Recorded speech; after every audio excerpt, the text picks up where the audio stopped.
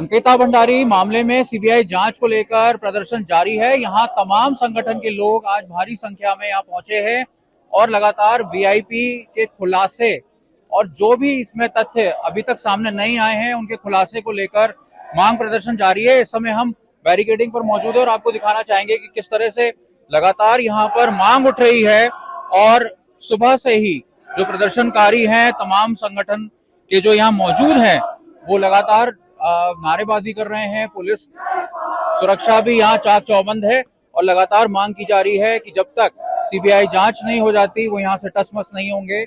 और इसके साथ ही उत्तराखंड बंद का भी आह्वान यहाँ किया जा रहा है।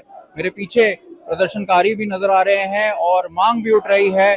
बीते दिनों जिस तरह से उर्मिला सनावर के द्वारा वीडियो रिलीज किए गए थे उसके बाद कुछ लोगों के नाम आए, दुष्यंत गौतम के नाम आए और तमाम जो इसमें भाजपा नेता इन्वॉल्व हैं, चाहे वो सुरेश राठौर हो, उनके नाम लिए गए। इसके बाद जो जिस तरह से कोहराम मचा है पूरे उत्तराखंड में, जगह जगह विरोध प्रदर्शन जारी है। कांग्रेस भी अलग अलग जिलों में विरोध प्रदर्शन कर रही है। गणेश गोदयाल श्रीनगर में विरोध प्रदर्शन कर रहे हैं और तमाम जिलों में जो संगठन है वो मिलकर विरोध प्रदर्शन कर रहे हैं। और आज देहरादून में भी एक बड़ा विरोध प्रदर्शन को ऑर्गेनाइज किया गया। परेड ग्राउंड से चलकर यहाँ मुख्यमंत्री आवास कूच किया गया, जहां पर पुलिस ने बैरिकेडिंग लगाई है। 3 लेयर्स में यहाँ सिक्योरिटी मौजूद है और यहीं पर प्रदर्शनकारियों को रोक दिया गया है। प्रदर्शनकारियों ने आह्वान किया है कि अगर सीबीआई जांच नहीं हो जाती तो ये प्रदर्शन और उग्र होगा। देखिए, क्योंकि सरकार को हमारी आवाज तो सुनाई दे नहीं रही है, शायद क्योंकि ये वो उस पार्टी के लोग हैं जो महिलाओं को पैर से लेकर सर तक देखने का कार्य करते हैं। तो पैर तो छोड़िए, मैंने कहा सर ही देख लीजिए। और पुष्कर सिंह धामी जी ये बता दीजिए कि वीआईपी कौन है। और बड़ी धिक्कार है ये सरकार पे। मैं पूछना चाहती हूँ पुष्कर सिंह धामी जी से कि आपके मुंह से एक शब्द नहीं निकला। 19 साल की पहाड़ की बेटी जो अपने माता पिता के सपनों को पूरा करने ऋषिकेश आती है, उसको वीआईपी को एक्स्ट्रा सर्विस देने के लिए दबाव बनाया जाता है। गर्व है मुझे उस बच्ची पर, उसने अपने आत्मसम्मान को ठेस नहीं पहुंचने दी, इसकी वजह से उसकी हत्या हो गई। आज दुष्यंत गौतम का नाम सामने आ रहा है। जिस दिन से हत्या हुई उस दिन से अजय कुमार का नाम सामने आ रहा था। ये कह रहे एसआईटी गठित कर दी। अरे आपकी एसआईटी फर्जी थी और आप खुद फर्जी है।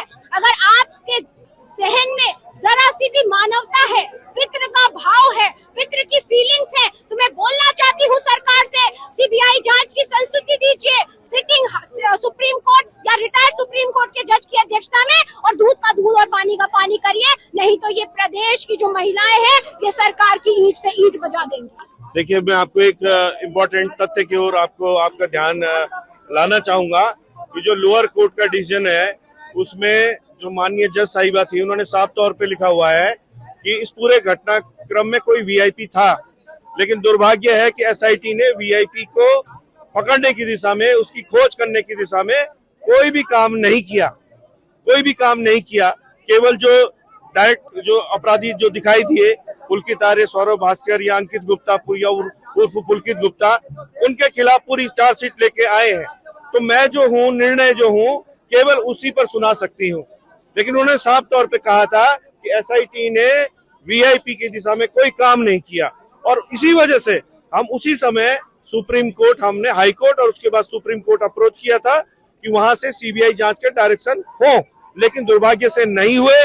लेकिन ये जो ताजा साक्ष्य आए हैं जिसमें भारतीय जनता पार्टी का ज्वालापुर का तत्कालीन एमएलए कह रहा है, ऑडियो में कह रहा है कि दुष्यंत गौतम और अजय कुमार उस दौरान 18 सितंबर 2022 को हरिद्वार में थे। तो क्या इतना सफिशिएंट नहीं है कि 18 सितंबर 2022 को दोनों की लोकेशन कहाँ थी, इस बात की जांच करा ली जाए और ये कोई भी पुलिस अफसर या किसी भी इन्वेस्टिगेटिंग एजेंसी के माध्यम से हो सकती है। इसके लिए सीबीआई जांच की भी आवश्यकता नहीं है।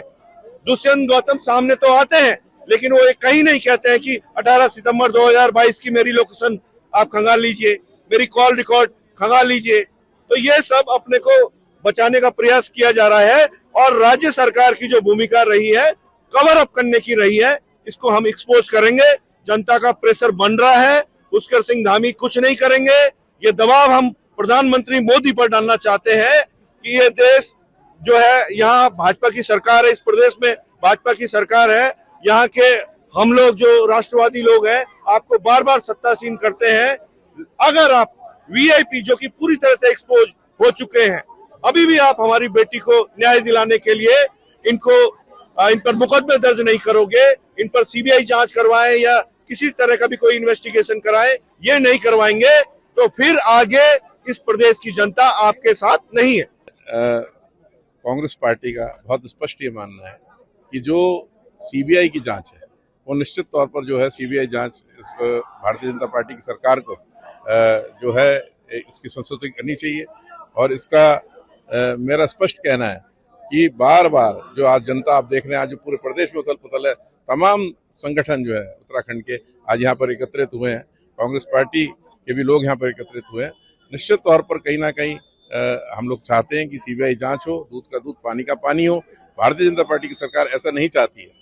उनके महामंत्री का, महासचिव का स्पष्ट नाम उनके पूर्व विधायक की पत्नी ने लिया है। कांग्रेस का आगे क्या प्लान रहने वाला, जिस तरह से निश्चित तौर पर दूसरे जिलों में प्रदर्शन हो? निश्चित तौर पर हमारा जो पूरे प्रदेश में हमारे प्रदेश अध्यक्ष इस टाइम दौरे पर हैं और जगह जगह अंकिता भंडारी जी के इनके जो पक्ष में है ये एक रैली का आयोजन किया जा रहा है। तमाम आज भी जो है उनका वहाँ पर वो गढ़वाल में है, चमोली साइड में जो है हमारे प्रदेश अध्यक्ष विनय गोयल जी वहाँ पर उपस्थित है। हमारे कल भी हमारी जो है थराली में और अन्य जगह नंदप्रयाग, चमोली सभी जगह पर जो है हमारी रैलियां चल रही हैं, कैंडल मार्च चल रहे हैं। बहुत ज्यादा सक्रियता से कांग्रेस पार्टी के तमाम कार्यकर्ता इसमें भागीदारी कर रहे हैं। उल्टा भारतीय जनता पार्टी की सरकार कांग्रेस का पुतला फूंक रही है। ये बहुत ही जो है हास्यास्पद है।